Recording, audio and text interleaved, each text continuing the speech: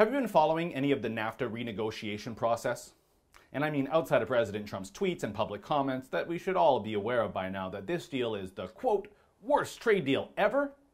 So as a Canadian, are you listening to the priorities of this Liberal government? Are you concerned yet?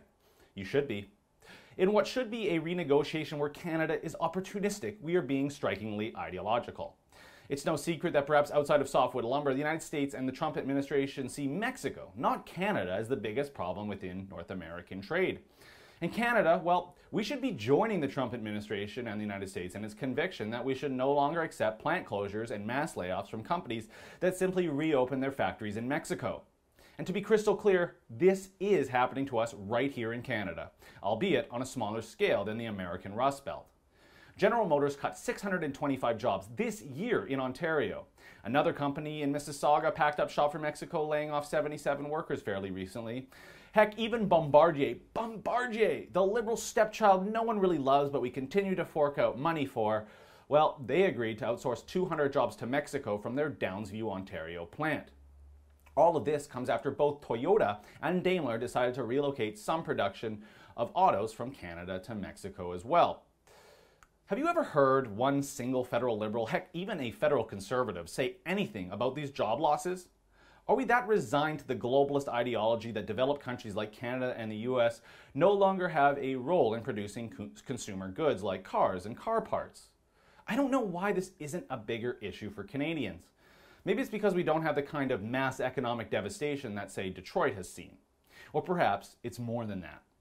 I don't think globalist Liberals like Justin Trudeau and Catherine McKenna value the kind of work done in these factories. I suspect factory work is seen as not only damaging to the planet because climate change, but also likely an embodiment and an extension of the patriarchy. After all, factory work is synonymous with dads.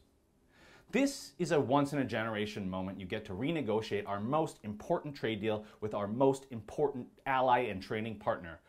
And our Liberals are prioritizing ideology instead of being opportunistic and joining the Trump administration in trying to bring back jobs we've lost to Mexico. It's kind of unbelievable. But that's how this Liberal government and Justin Trudeau are going to roll. They want to be the globalist virtue-signaling counterweight to Donald Trump. So instead, we get priorities like climate justice, Indigenous rights, and gender equity for NAFTA. And I'm not joking either. Feminism and the cult of climate. No wonder Trump is getting frustrated by Canada. And it's not because they have a special issue with us either, outside of softwood lumber, which, I'll remind you, every single US administration, Democrat or Republican, goes after Canada for. Their target is Mexico, and it should be Canada's as well.